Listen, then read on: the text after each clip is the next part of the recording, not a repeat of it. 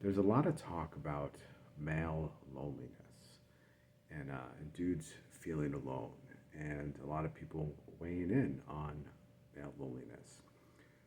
First, what I'd like to say is men are made to be alone. Like, that's how we were created.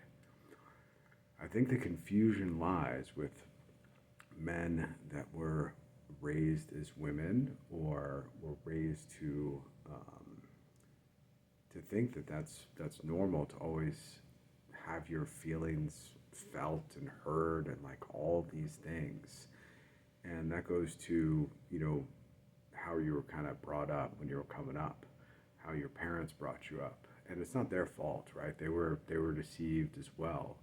Um, there's a lot of teaching around making boys talk about their feelings, but also the nature of boys. They're not really made to talk about their feelings, right? So when boys are upset in any other time, what would they do? They go build stuff, they'd break stuff, they'd fight, they'd go on a hunt, they'd go do something, right? That's what boys do. And how do they do those things? Sometimes in groups, but they're acting alone, and sometimes completely alone. That's how that works. There's no such thing as get in touch with your feelings. Like, that's not part of it. So I think for you guys that quote unquote feel alone, just stop. Just stop. Like, you were meant to be alone. Like, that's how you were made. And there's a great power in being alone and operating alone or operating with other guys in a group alone, right? You're part of that group, you guys have the same mission, but everybody's operating alone. That's how it works. Um, that's why you don't like. I mean, that's why you see guys handle pain differently and handle just about everything differently, not talking through their feelings. So I want you guys to wake up first and know that there is a great strength in being alone, and that's also how you were made.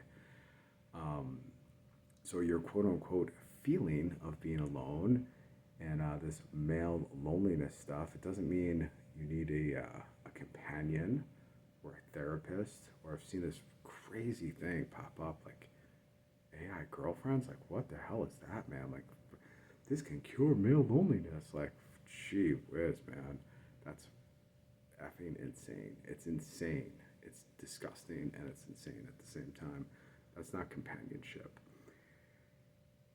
To be honest with you guys, even if you feel lonely, you could expect to have one good friend. That's it.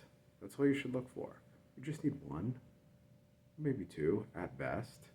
And even though it's not like you go to cry on their shoulders and share your feelings, no, that's not how it works. Like, that's not how dudes bond with each other. That's doesn't happen. Like, guys like work out or hunt or do something together. Like, but they're doing it alone, right? Watching sports, whatever it might be. You're doing it alone. They're not like talking about their wives. Maybe they are, but then we start dealing with like some major effeminacy right there. Um, let's go on to the next topic. So, male loneliness. What the loneliness crisis actually is a lack of purpose. There's no such thing as male loneliness. What the big cry is for is purpose. So go get your purpose. Like, you have to go get your purpose. And that purpose will come from God. You could pray about it. You could find your purpose. But you have to start being purposeful about it. It's like, I know that sounds kind of stupid and word salady, but you need to get up early. You need to start getting things done. Reading, maybe writing. I don't know if you take a liking to writing. I personally do. I always have.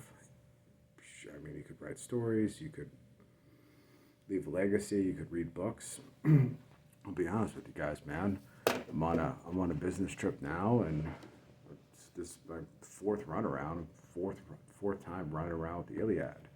Yo, Rich, why do you read the Iliad? I read it because it's a story about dudes doing dude stuff.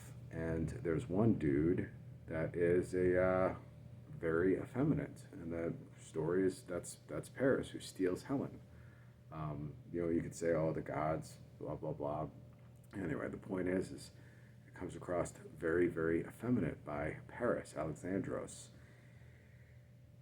But there's big male themes in those books. The same thing I have recommended to you guys multiple times. Go read Beowulf. If you can't read it, you have this cool technology on your hand that allows you to download an audiobook. How awesome is that? Maybe you can't make it through the Iliad because you have a Plato mind. Go download the audiobook. Just do it. Don't be on the scroll when you're listening to it. Just listen. Just listen. That's another thing. You guys are doing too many things at once. The male brain is made to do things, but do things in succession, right? And we all know that. So you see any guys we'll look at a problem to solve, and then we'll break it into its components and execute each one of the components. That's how we operate. We can see a giant problem, see the components, make rational, logical sense out of it, and break down the components and then execute it. So the male loneliness is a lack of purpose. You can find purpose by getting up early, reading things, and getting to work. I don't know what that work is for you. Maybe it's a warehouse, maybe it's a construction job, maybe it's something, I don't know. But you could even find purpose in that. Why are you working? You're working to do X.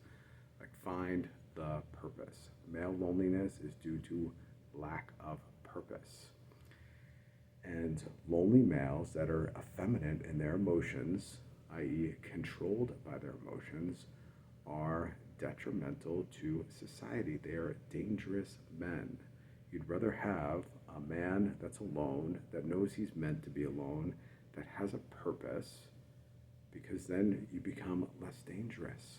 A man that's quote unquote not in touch with his feelings. My wife has joked around a couple times, and people know this, and it's been like, "He's such a Neanderthal." Yeah, in some ways, it's straight on. It's right, man. I am a Neanderthal. When it comes to a lot of things, I do what I do, and I do it alone, and no one knows. I don't complain about pretty much anything, because I learned that lesson a long time ago. Because I beat that effeminacy out of me, right? In a mental sense. But in order to do that, you gotta do it alone, right? You gotta do it alone. I spent a lot of times, and I'll tell you guys honestly, I spent a lot of times in the back of a church, just praying, man, just praying. A lot of times in the confessional box. That was me beating all of that effeminacy out of me, getting it tightened up.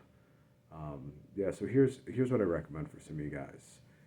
First, find your purpose, right? And maybe you don't quote unquote find your purpose some cheeseball Moana movie or some Disney crap. Whatever you're doing right now with your job, just start doing it better. Just get up early, go read books, go read the Bible, go read the Iliad, go read Beowulf, go read Gilgamesh. Go read hardcore sermons of Christ, right? Everybody would be oh, God, Jesus Christ, oh, he's so peace, love, and all this stuff. No, man, go read the Gospels. He ain't like that at all. That's not true. It's a modern lie. Jesus Christ was hardcore, and so were all the apostles. They're walking through the desert, fasting all the time, and preaching with people that didn't like them, and they were doing it alone. Jesus went up the mount to pray alone. Think about that, guys. He had purpose. The apostles, the disciples had purpose when they were going out on mission, right? Jesus sent them out. He sent them out 2 by 2, but guys are alone, right? That's how you do it. So we would talk more about books in the future. Male loneliness, lack of purpose. Your purpose comes from the shit that you do every single day. So start executing the things that you do every single day. Get up early, execute themselves. Start leading yourself like you are in charge of yourself. Like have that kind of other persona of whipping yourself into shape. Get real comfy with being alone. Know that you are meant to be there. Know that you've been deceived into this junk feelings culture, which is disgusting and effeminate, and to have purpose. And once you start having those things, you'll have control of your emotions, and that'll be the end of them. I'm not saying like be emotionless. Like there's a place for like righteous anger. There's a place for being like actually grieved and sad, or there's a place for being joyful. But you don't want to be ruled by that. Because if you're ruled by your emotions, what happens to you? You're dangerous and you become effeminate. So if you like this video, share, subscribe, whatever. That's it. Out.